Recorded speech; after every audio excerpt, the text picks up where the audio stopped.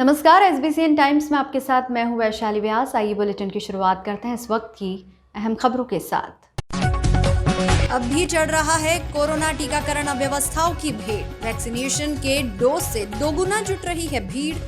Vaccination के अभाव में कई लोगों को लौटना पड़ रहा है खाली हाथ। नीमच कृषि उपज मंडी में पोस्ता मंडी बंद होने से व्यापारी है परेशान। अन्य जिलों की मंडियों में हो रही है पोस्ता दाना की नीलामी। व्यापारियों ने कहा सरकार जारी करे इससे संबंधित लाइसेंस। और आगामी त्योहारों को देखते हुए सुरक्षा के मद्देनजर पुलिस ने कई प्रमुख मार्गों व चौराहों से निकाला फ्लैग मार्च। लोगों से की सरकार की गाइडलाइन के अनुसार त्योहार मनाने की अपील। बुलेटिन में अब रुक करते हैं मंदसौर से जुड़ी खबरों की ओर। कोरोना टीकाकरण को लेकर सेंटर्स और ग्राम पंचायत पर अव्यवस्थाओं को लेकर अब भी कहीं कहीं हालात बिगड़ते हुए देखे जा रहे हैं।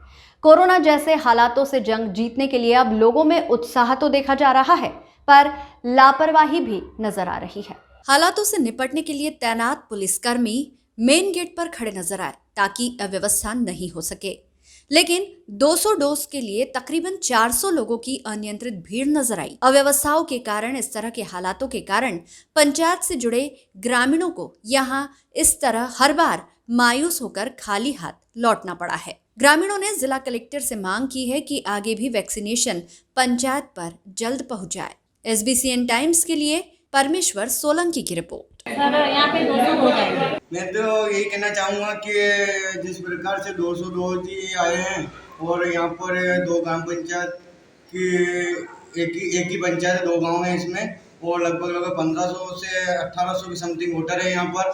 सभी को वैक्सीन अभी तक लग नहीं पाई है। इसमें जैसे कि पहले भी अभी 20 दिन पहले एक डोज आया था, उसमें भी कुछ लोग वंचित है। आज भी सुबह से यहाँ देखा जा रहा है कि कम से कम 500 से ज़्यादा लोग आए हैं। वैक्सीन लगवाने पड़ेंगे, 200 का डोज ही है, तो 200 लोगों को लगे, यानी 300 लोग आज भी वंचित अपने वापस बिना टीके लगाए घर जाना पड़ा। तो जिला प्रशासन से जिला प्रशासन से यही चाहते हैं, कलेक्टर महोदय साहब से यही चाहते हैं कि बहुत जल्द से जल्द 2-4-8-10 दिन में एक डोज और पुनः इस गांव में भेजा जाए, ताकि यहाँ पर जो बाकी के जो लोग बचे हुए हैं उनको भी वैक्सीन लग जाए, ताकि सभी संक्रमित जैसी महामारी से बच सके।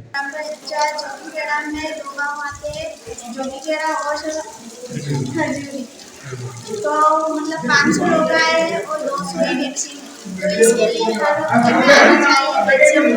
तो जिला प्रशासन से निवेदन है कि हर हफ्ते में आना चाहिए। मंदसौर जिले के महू नीमच हाईवे मार्ग पर बड़नगर क्षेत्र से नीमच अपनी उपज बेचने आ रहे किसान के साथ एक स्कॉर्पियो में सवार युवकों ने ऐसी घटना को अंजाम दिया जिससे पूरे क्षेत्र में सनसनी फैल गई।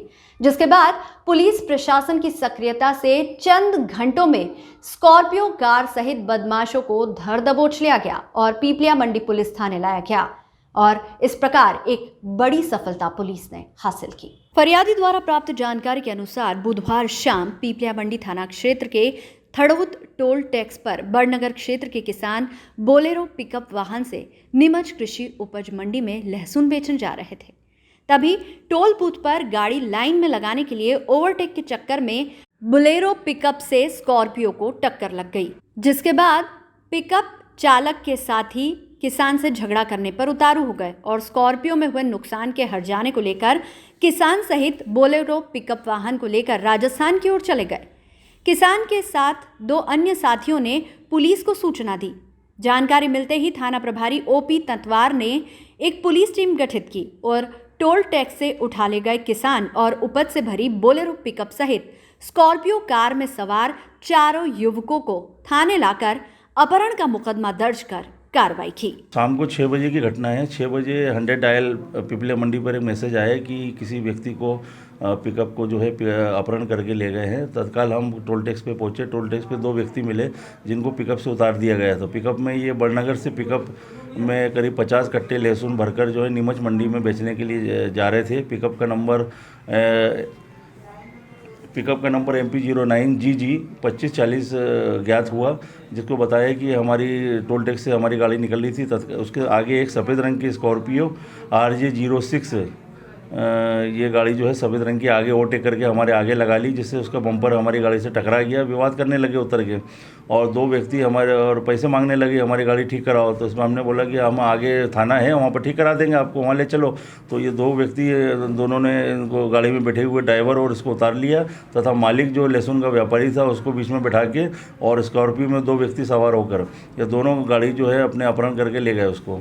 सूचना पर तत्काल आगे नएगांव चौकी और चौकी प्रभारी कपिल सुराष्टी को नीमच के लिए रवाना करा और गाड़ी नएगांव चौकी पर जो है वहाँ पर पकड़वाई गई इसको, और दोनों गाड़ी को लेके आए। अपराध पंजीबद्ध किया गया अपहरण का और चारों आरोपियों को गिरफ्तार कर आगे की कार्रवाई की जा रही है। एक व्यक्ति जो लहसुन का व्यापारी था उसका अपहरण करके और मैं गाड़ी के पिकअप के ले गए थे तथा दो को नीचे उतार दिया था टोल टैक्स पे, जिससे जानकारी प्राप्त हुई थी। तत्काल पुलिस एक्टिव मोड में आ गई और वहाँ जाके उसका स्कॉर्पियो को नंबर ज्ञात करा टोल से सीसीटीवी फुटेज के आधार पर, और आगे जो है उस गाड़ी के बारे में तत्काल लोकेशन आगे नंबर और उसका वो नोट करा दिया हुलिया, जिसके आधार पर नएगांव चौकी पर एक गाड़ी पकड़ ली गई, दोनों गाड़ियों को रोक लिया गया। ये सभी भीलवाड़ा के हैं और वहाँ से स्कॉर्पियो लेकर जो है महाकाल दर्शन करके वापस लौट रहे थे तथा यहाँ टोल टैक्स पर इनके द्वारा घटना कारित की गई।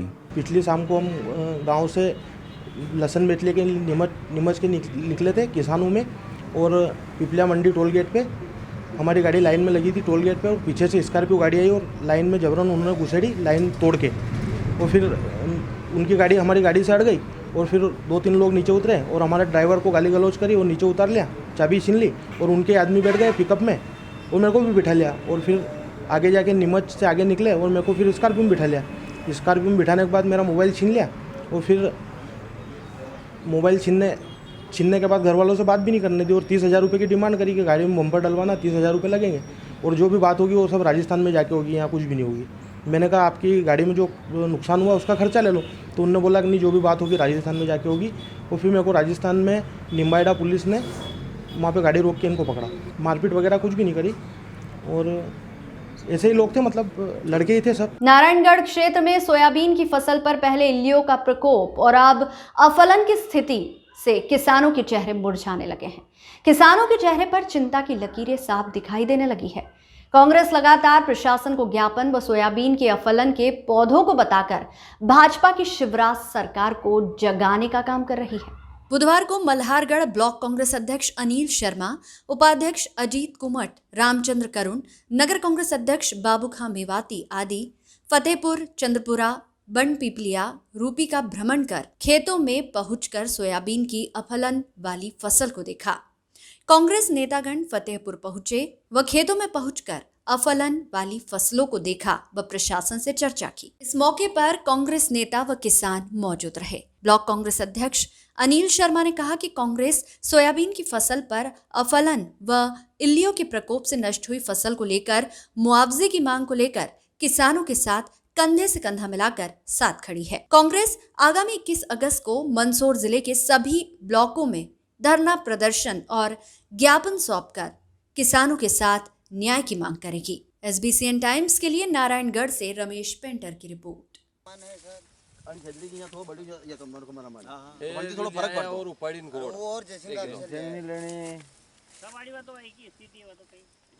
किसान बहुत परेशान है साहब, किसान रो रहा है, भटक भटक कर रो रहा है। बहुत खर्चा लगा, बहुत महंगाई बाड़ी बढ़ा दी, क्या करें बाल बच्चे। और 1 हेक्टेयर में 80-90 हज़ार का खर्चा हुआ है।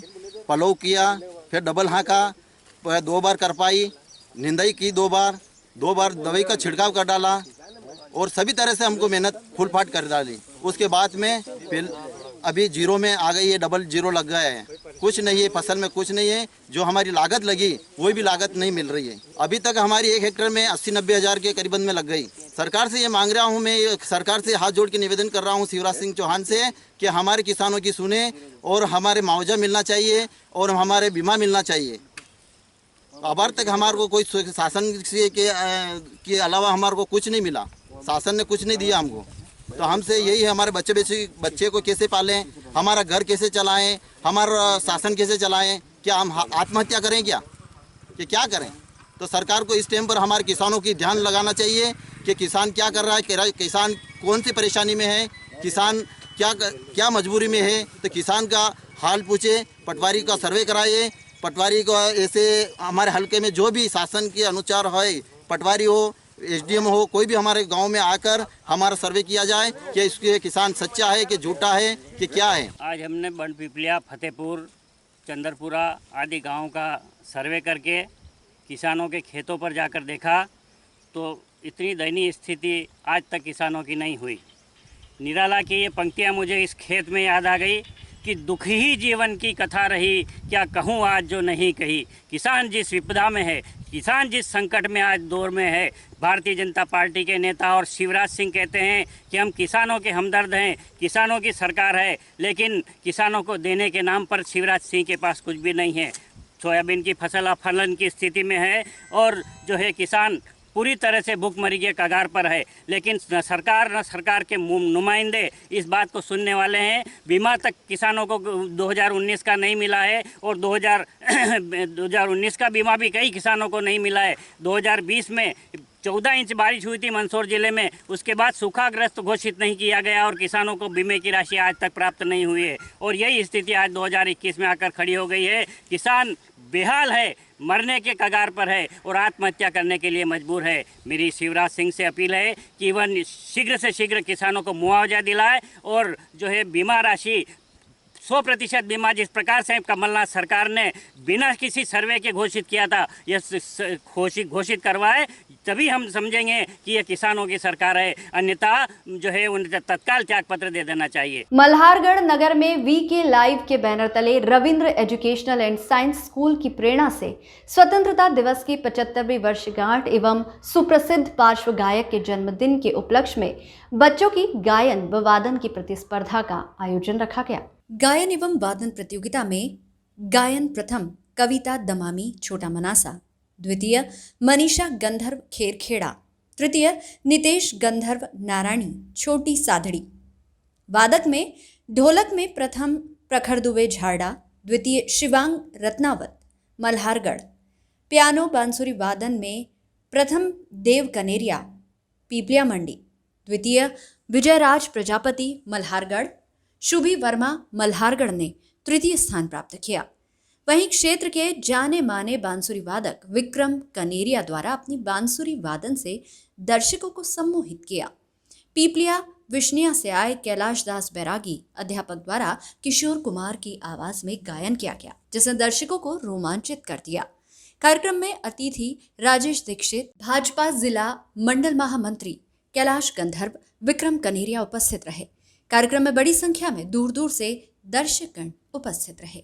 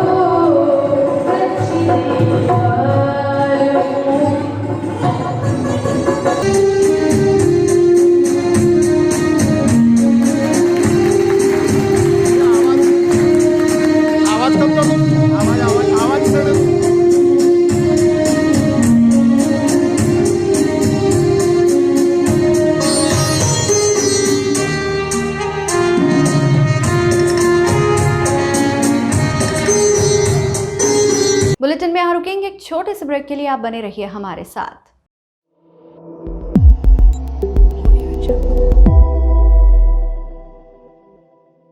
बुलेटिन में अब रुक करते हैं नीमच से जुड़ी खबरों की ओर। बीते 15-20 दिन से नीमच कृषि उपज मंडी में पोस्ता मंडी बंद है। पोस्ते की नीलामी नहीं होने से नीमच में पोस्ता का व्यापार काफी प्रभावित हो रहा है।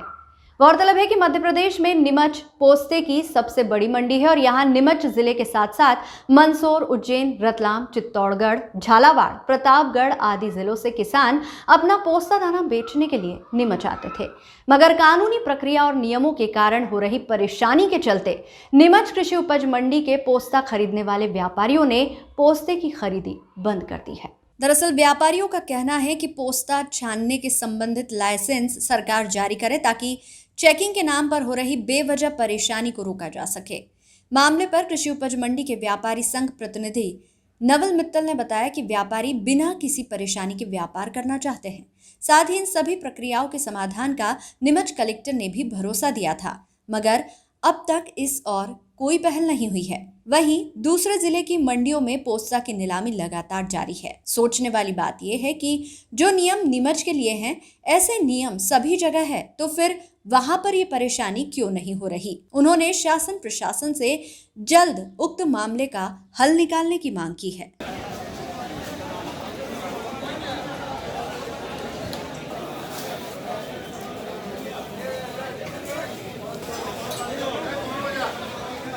पोस्ता मंडी पिछले 15-17 दिन से लगातार बंद है। इसका मूल कारण खाली ये था भाई कि व्यापार जो सुचारू रूप से व्यवस्थित चल रहे थे उसमें कुछ बाधाएं आई सरकार की तरफ से, समझो किसी भी संबंधित विभाग के द्वारा आई, और व्यापारी घबराए, सहम गए कि भाई यार कल से ऐसा नहीं हो कि हम पे NDPS एक्ट की धारा अलग लगा के हम बंद हो जाएँ। ऐसे में उन्होंने जो समझौते के तहत कि छानना, उसका धूला निकाल के जलाना, उसकी प्रक्रिया को छोड़कर तुरंत इसको बंद कर दिया। और व्यापार संघ के अध्यक्ष महोदय को कहा कि साहब मंडी में इस तरह की बाधा आएगी, अगर माल खरीदेंगे हम तो मंडी से तो कोई दिक्कत आती नहीं है और हमको ये व्यापार नहीं करना। तो उन्होंने लिख के दिया और व्यापार संघ के अध्यक्ष महोदय ने मंडी सचिव को लिख के दे दिया और मंडी को सोचो आगामी जब तक की व्यवस्था नहीं बैठ जाए तब तक के लिए बंद कर दी। मांग तो खाली कुछ नहीं, मांग का कुछ नहीं, मांग ये है कि भाई सेंट्रल गवर्नमेंट के द्वारा और स्टेट गवर्नमेंट के द्वारा इस पर क्या नीति है, क्या नीति बनाई गई है, क्या पालन हो रहा है कि नहीं हो रहा है, स्पष्टीकरण कहीं नहीं है। क्योंकि अभी हाल पोस्ते को छाने बिना तो पोस्ता बिकता नहीं है। पोस्ता साफ़ सुथरा करके व्यापारी नहीं बेचे तो बिके नहीं, और साफ़ सुथरा करे तो उसका धूला निकलता है, जिसको वो प्रक्रिया जो अपना रखी थी उसके तहत 5-6 सालों से उसको जलाता आ रहा था। अब उसको छान के जलाना है कि नहीं जलाना है इसका क्लियरिफिकेशन नहीं है, क्योंकि एकदम छापामार कार्रवाई हुई, 2-3 जगह कार्रवाई हुई थी तो व्यापारी घबरा गए। अब जब तक ये क्लियरिफिकेशन नहीं हो जाएगा, चाहे स्टेट गवर्नमेंट दे चाहे सेंट्रल गवर्नमेंट के द्वारा दे, कहीं से भी कि हाँ भाई व्यापारी आपका पोस्ता साफ़ सुथरा करके उसके दूल्हे पाले को या तो उनके द्वारा अधिकृत जो भी जिसको भी ठेका देवे गवर्नमेंट उसको देवे, या उसको जलाना है तो किसकी मौजूदगी में जलेगा, ये जब तक डिसाइड नहीं होगा जब तक तो पोस्ते का व्यापार संभव नहीं है। क्योंकि मंडी से पोस्ता खरीदना तो बहुत सहज है, हमारा 650 व्यापारी पोस्ता खरीदने के लिए स्वतंत्र, सबके लिए एक लाइसेंस है, मगर इसको साफ़ सफाई करने के लिए पूरा विधिवत कोई भी अभी तक कानून प्रक्रिया नहीं आई, इसलिए इसको बंद कर रखा है। किसान तो देखो साहब, किसान के तो कभी कोई तकलीफ होती तो आंदोलन कर देता। किसान का पोस्ता दाना निश्चित आसपास कहीं ना कहीं दूसरी मंडियों में बिक रहा है, अब वो क्यों बिक रहा है, किस कारण से बिक रहा है, वहाँ की क्या प्रक्रिया है, ये भी हमारे समझ में नहीं आई। मैंने व्यापारी से पूछा यार कि तुम लोग नहीं खरीद रहे हो और किसान को तकलीफ होती तो किसान आंदोलन करता है, मगर किसान का माल कहीं ना कहीं बिक रहा है। बोले हाँ बराबर, जावरा मंसूर वगैरह की इधर बिक रहे हैं। अब ऐसे में वहाँ किस बेस पे बिक रहे हैं, वो लोग कैसे छान रहे हैं, यही समझ में नहीं आता कि प्रक्रिया क्या है प्रशासन की और क्या चाहता है प्रशासन। के जिलाधीश महोदय ने भी स्टेटमेंट दिया था कि भाई शीघ्र से शीघ्र इसका निराकरण हो जाएगा। हमारे अध्यक्ष महोदय भी मिले होंगे, उन्होंने बताया कि निराकरण होगा, और जिस दिन जैसे ही निराकरण हो जाएगा उस दिन सोते ही चालू हो जाएगी सुचारू रूप से। अफलन रोग के कारण सोयाबीन की फसल खराब होने से ग्राम दलावदा के किसान गुरुवार को कलेक्ट्रेट पहुंचे और मुआवजे की मांग को लेकर कार्यालय अधीक्षक को एक ज्ञापन सौंपा। किसानों ने बताया कि हमारा व हमारे परिवार का पालन पोषण कृषि पर आधारित आय से ही होता है और वर्तमान में सोयाबीन की फसल हमारी कृषि भूमियों पर लगी है, लेकिन अफलन रोग के कारण सोयाबीन पर फलियां नहीं आ रही है और जिससे सोयाबीन की फसल में भारी नुकसान हो रहा है, जिससे कि हमारे परिवारों पर भयंकर आर्थिक संकट आ गया है। किसानों ने ज्ञापन सौंपकर ग्राम दलावदा की कृषि भूमियों का सर्वे कराकर मुआवजा व बीमा राशि देने की मांग की। इस मौके पर अनेक किसान मौजूद थे। आगामी रक्षाबंधन और अन्य त्योहारों को देखते हुए शहर में पुलिस प्रशासन ने शांति व्यवस्था को कायम रखने के उद्देश्य से फ्लैग मार्च निकाला। Flag march police control room से शुरू हुआ, जो फव्वारा चौक, मूलचंद मार्ग, कमल चौक, टैगोर मार्ग सहित कई मार्गों और चौराहों से होकर गुजरा। इस दौरान पुलिस अधिकारियों ने जवानों के साथ हुटर बजाते हुए फ्लैग मार्च कर लोगों को इस बात की तसल्ली दिलाई कि त्योहारों में सुरक्षा व्यवस्था के पुख्ता इंतजाम किए गए हैं। शांति व्यवस्था को भंग करने की मंशा रखने वाले अराजक तत्वों पर पुलिस की विशेष निगाह रहेगी। पुलिस अधिकारियों का कहना था कि सभी समाजजन सरकार की गाइडलाइन के हिसाब से त्योहार मनाएं, आपसी भाईचारा बना रहे, ऐसा वातावरण पैदा हो। इन्हीं सब बातों को लेकर फ्लैग मार्च निकाला जा रहा है ताकि लोग शांति से अपना त्योहार मना सके।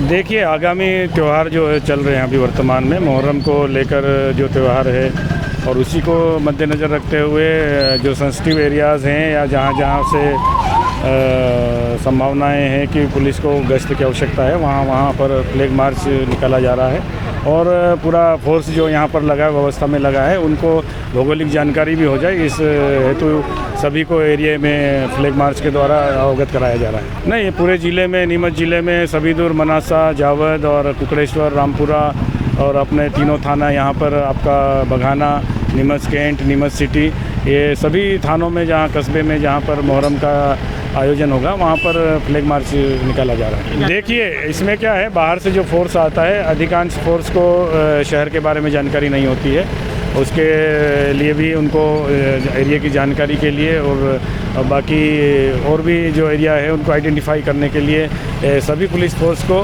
पैदल भ्रमण कराया जाता है ताकि उस एरिया के बारे में उसको अच्छे से जानकारी हो सके। गुरुवार दोपहर में नीमच जिला शिक्षा विभाग के डीपीसी पीएस गोयल ने जानकारी देते हुए बताया कि राष्ट्रीय स्तर पर आयोजित की जा रही नेशनल अचीवमेंट सर्वे परीक्षा के लिए अनसॉल्व प्रश्न आ चुके हैं, जिन्हें विद्यालयों में भेजा जा चुका है। शिक्षक डीजी लेख के माध्यम से प्रतिदिन 10-10 प्रश्न बच्चों को देकर तैयारी करवाएंगे। परीक्षा नवंबर माह में आयोजित होगी।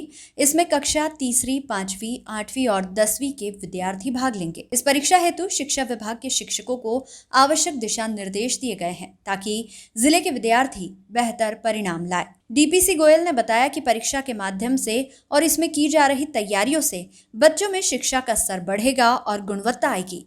साथ ही बच्चे भी अच्छे तरीके से विषयों के बारे में अध्ययन करेंगे। ये परीक्षा प्रति 3 वर्ष में आयोजित की जाती है।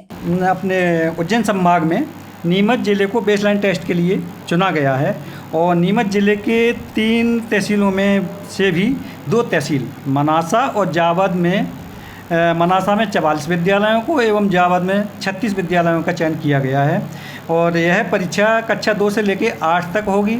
इसमें कम से कम 8 बच्चे और अधिक से अधिक 20 बच्चे उपस्थित होना जरूरी है और इसमें प्रत्येक विद्यालय में जो हमारे 80 विद्यालयों का चयन किया गया है, इसमें फील्ड इन्वेस्टिगेटर नियुक्त किए जा चुके हैं और बीआरसी, बीएससी, सीएससी और एचएम की आज ट्रेनिंग की जा रही है।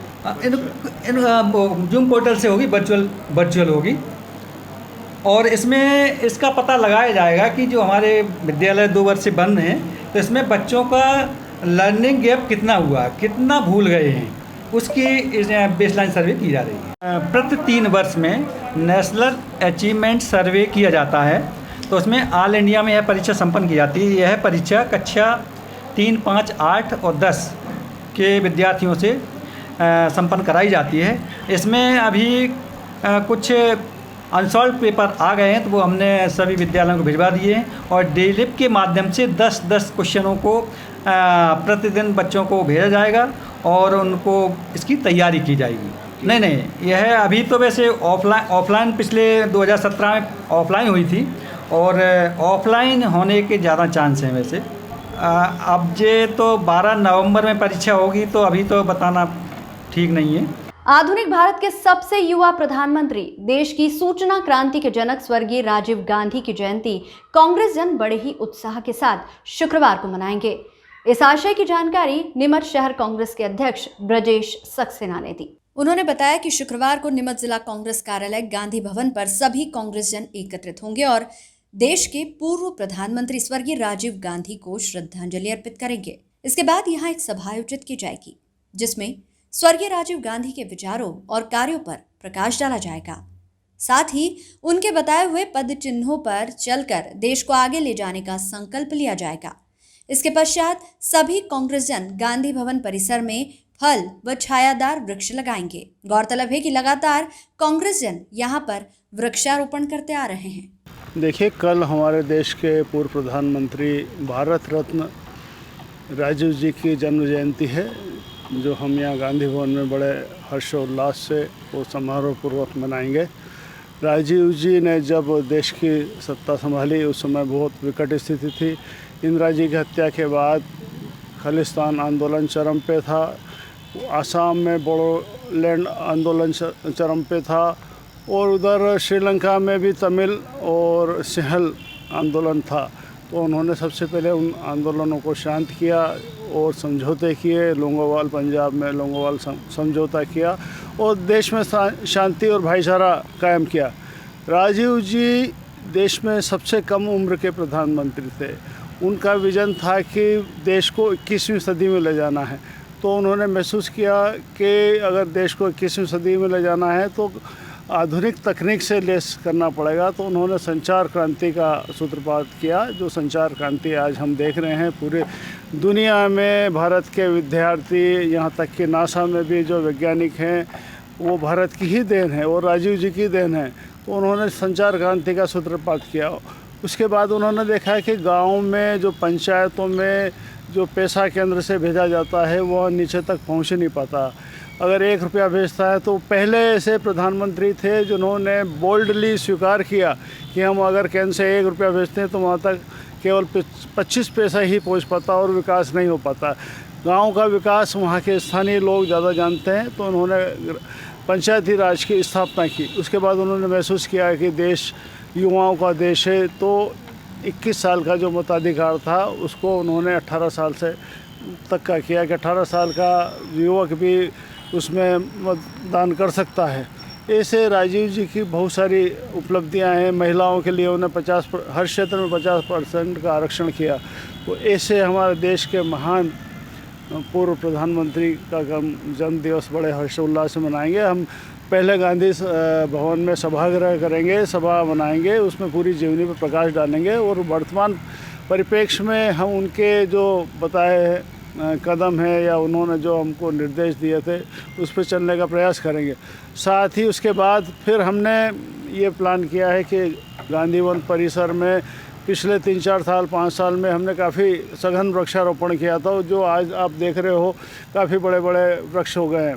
तो उससे प्रेरणा लेकर हम पीछे की तरफ हम फल वाले पौधे लगाएंगे ताकि आने वाली पीढ़ी को फलदार पौधे भी मिले, वृक्ष भी मिले। गुरुवार 19 अगस्त को नीमच के कलेक्ट्रेट कार्यालय परिसर में कामकाज शुरू करने से पूर्व सभी विभागों के अधिकारी कर्मचारियों ने देश में प्रेम भाईचारा कायम रहे, सभी सद्भावना के साथ रहे और देश की एकता और अखंडता को कायम रखने में हर संभव प्रयास करने की शपथ ली। बिना किसी भेदभाव के कामकाज करे और देश की उन्नति के लिए अपना सर्वस्व न्यौछावर करने के लिए तैयार रहे, इस आशय की शपथ ली। शपथ नीमच एडीएम सुनील राज नायर ने दिलवाई। इस दौरान SDM SL Shakya, deputy collector, tehsildar व जिले के विभिन्न विभागों के जिला प्रमुख व कलेक्ट्रेट कार्यालय में कार्यरत कर्मचारी मौजूद रहे। गौरतलब है कि सद्भावना दिवस पर देश में सभी लोग देश में सद्भावना कायम रहे इसके लिए प्रतिज्ञा लेते हैं और ये दिवस बड़ी निष्ठा के साथ शासन प्रशासन के जिम्मेदार मनाते हैं। मनासा में ऑनलाइन ठगी का मामला सामने आया है, जहां चुकनी निवासी युवक के साथ हीरो फाइनेंस कंपनी के नाम से फर्जी कॉल आया था, जिसमें हीरो शोरूम से खरीदी गई बाइक की पहली किश्त के नाम पर ऑनलाइन ट्रांजैक्शन करा लिया गया, जिसके बाद युवक ने अपने साथ हुई ठगी की शिकायत मनासा थाने में की। बुधवार को ग्राम चुंकनी निवासी दीपक धनगर ने जानकारी देते हुए बताया कि मैंने मनासा में 16 जुलाई को हीरो शोरूम से HF डिलक्स गाड़ी खरीदी थी, जिसकी पहली किश्त 1 अगस्त को कटनी थी। मेरे पास हीरो फाइनेंस कंपनी के नाम से कॉल आया और बोला सिग्नेचर मैच नहीं कर रहा है, इसीलिए आप इस खाता नंबर पर ऑनलाइन ट्रांजैक्शन कर दे। तो मैंने 3,168 रुपये ऑनलाइन पेमेंट कर दिया, जबकि आज बुधवार को शोरूम से कॉल आया कि किश्त जमा करवाए और शोरूम में बताया कि ये फ्रॉड कॉल है, आपके साथ ठगी की गई है। दीपक धनगर ने बुधवार को देर शाम मनासा थाने में कार्रवाई हेतु आवेदन सौंपा है। जी, मेरा नाम दीपक धनगर है और मेरे द्वारा 16 जून 2021 को मारू शोरूम मनासा से मोटरसाइकिल हीरो कंपनी की HF डीलक्स निकाली, जिसका फाइनेंस मैंने हीरो फाइनेंस मनासा मारू शोरूम पर जो उपलब्ध है वहीं से करवाया, जिसकी प्रथम किस्त 3168 रुपये की थी, जो 1 अगस्त को जमा करवानी थी। इस बीच मेरे पास करीब 25 या 26 जुलाई को मैसेज आया कि आपके सिग्नेचर बैंक से मैच नहीं हो रहे हैं, जिसके कारण आपकी किस्त अकाउंट से नहीं कट पाएगी। और जस्ट उसके 31 जुलाई को मेरे पास कॉल आया कि सर आपकी किस्त कल है और आपके सिग्नेचर मैच नहीं हो रहे, तो आपकी किस्त अकाउंट से नहीं कट पाएगी, जिस वजह से आपको हमारे द्वारा दिए गए खाता नंबर पर आपको किस्त जमा करवानी होगी। तो उसके बाद मैंने 1 तारीख को किस्त जमा नहीं करवाई, 2 तारीख को वापस मेरे पास कॉल आया और उस कॉल द्वारा जो खाता नंबर दिया गया उस पर मैंने 3168 की किस्त जमा करवाई थी। उसके बाद आज 18 तारीख को मेरे पास हीरो फाइनेंस से कॉल आया कि सर आपकी किस्त ओवरड्यू है, जमा नहीं हो पाई है। तो मैं शोरूम पर पहुंचा, वहाँ पर उनको ट्रांजैक्शन आईडी स्क्रीनशॉट वगैरह प्रूफ दिखाया, तो उनका कहना है कि ये एक फ्रॉड कॉल था, ये हमारी तरफ से कुछ भी नहीं था, आपकी किस्त जमा नहीं हुई है। तो इस बीच मेरा ये सवाल है फाइनेंस कंपनी से कि मेरी इतनी निजी जानकारी हैकर के पास कैसे पहुँची कि मेरी किस्त 3168 की है और मेरा सिग्नेचर मैच नहीं हो रहा है। कहीं ना कहीं फाइनेंस कंपनी की सिक्योरिटी पर भी सवाल उठता है। इस बीच में शोरूम वालों का कहना है कि ये एक फ्रॉड कॉल था, आपको शोरूम पर आकर बात करना थी। तो मैं कैसे मान लेता है, जबकि मेरे पास कॉल आया, मुझे पूरी डिटेल बताई गई, जबकि गाड़ी का नंबर भी नहीं आया था। चेचिस नंबर हैकर के पास कैसे पहुंचा कि मेरी गाड़ी फाइनेंस से 3168 की किस्त है उसमें। बुधवार सुबह ग्राम पंचायत रायसिंहपुरा के निवासी ईश्वर सिंह सिसोदिया ने मनासा मंदसौर रोड पर बालाजी पेट्रोल पंप पर अपनी बाइक में फुल टैंक करवाया था, जिसके बाद बाइक 15 किलोमीटर भी नहीं चली और बंद हो गई।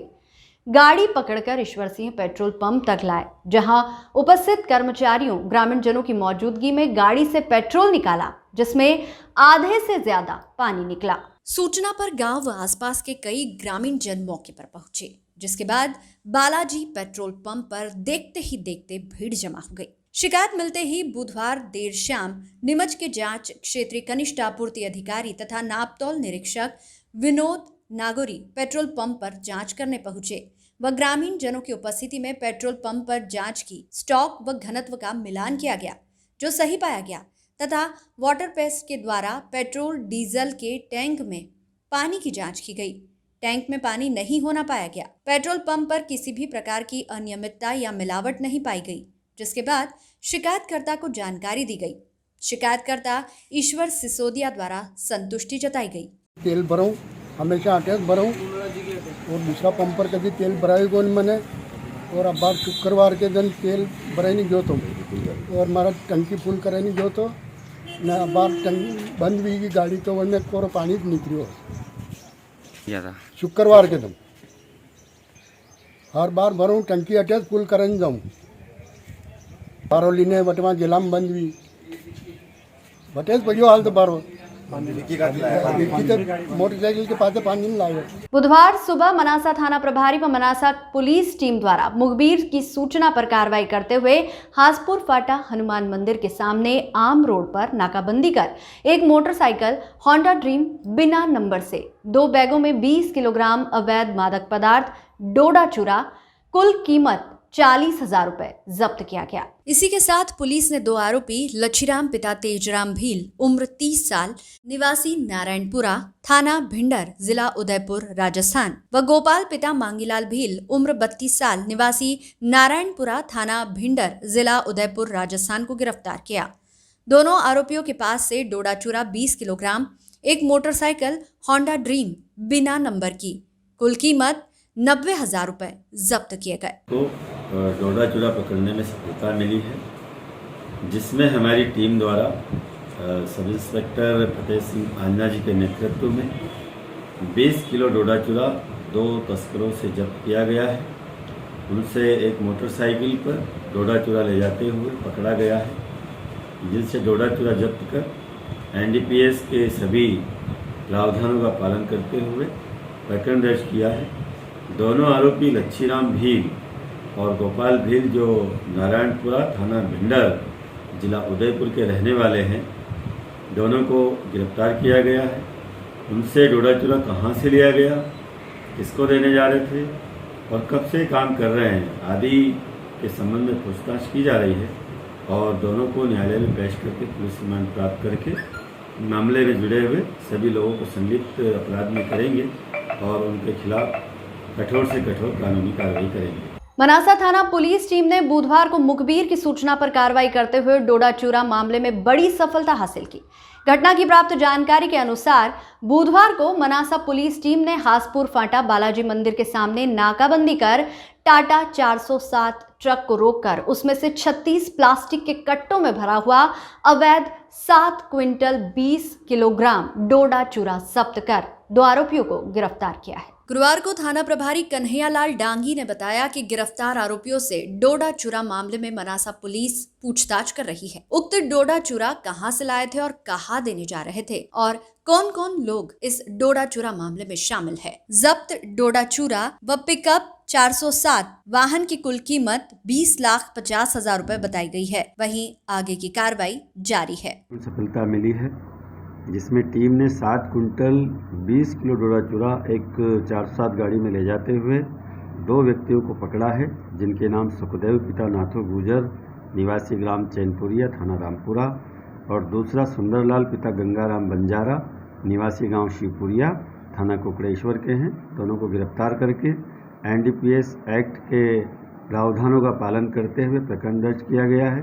दोनों आरोपियों को गिरफ्तार करके पुलिस रिमांड लिया जा रहा है। दोनों आरोपियों से पूछताछ की जाएगी, टेक्निकल इन्वेस्टिगेशन किया जाएगा और प्रकरण में कौन कौन लोग संलिप्त है, माल कहां से आया, कहां जा रहा था, सभी आरोपियों के बारे में साक्ष्य एकत्रित करके आरोपी बनाकर गिरफ्तार कर कड़ी से कड़ी कानूनी कार्रवाई की जाएगी। अब ये बाजार मूल्य इसका आंका जाए तो करीब 30 लाख का तो डोडा चूरा की कीमत आती है और गाड़ी भी करीब 10 लाख से ऊपर की है। इस तरह से करीब 40 से 50 लाख का ये मशरू का बनता है और एक बहुत ही बड़ी मात्रा में डोडा चूरा पकड़ा गया है, जिसके बारे में इसके स्रोत और गंतव्य के बारे में जांच की जा रही है। आगामी त्योहारों को देखते हुए कुकड़ेश्वर पुलिस व मनासा पुलिस द्वारा हर चौराहे पर निगरानी रखी जा रही है। वहीं रक्षाबंधन व मोहर्रम के त्योहार को लेकर बाजार में ग्रामीण व शहरी क्षेत्र के लोग खरीदारी करने पहुंच रहे हैं। ऐसे में आवागमन व बाजार में किसी भी प्रकार की कोई आपराधिक घटना न हो, इस हेतु हर चौराहे पर पुलिस जवान तैनात है। पुलिस टीम द्वारा सुरक्षा को लेकर लगातार निगरानी रखते हुए गश्त लगा रहे हैं। गुरुवार को मनासा थाना पुलिस व कुकड़ेश्वर थाना पुलिस ने अधिकारियों सहित पैदल व पुलिस वाहन से कुकड़ेश्वर शहर व मनासा शहर के प्रमुख मार्गों पर फ्लैग मार्च निकाला। इस दौरान मनासा थाना प्रभारी कन्हैयालाल डांगी, कुकड़ेश्वर थाना प्रभारी संदीप तोमर, तहसीलदार मनोहरलाल वर्मा, कुकड़ेश्वर तहसीलदार रश्मि ध्रुवे, मनासा SDM मनीष कुमार जैन, संजीव कुमार मूले सहित पुलिस टीम की मौजूदगी में फ्लैग मार्च निकाला।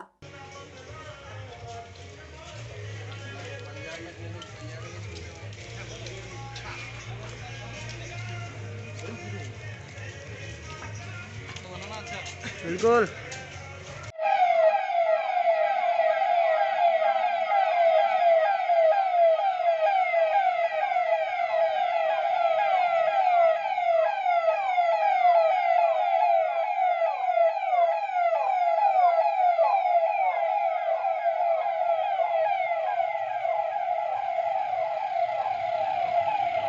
इस बुलेटिन में फिलहाल इतना ही। लगातार न्यूज अपडेट्स के लिए देखते रहिए SBCN टाइम्स। नमस्कार।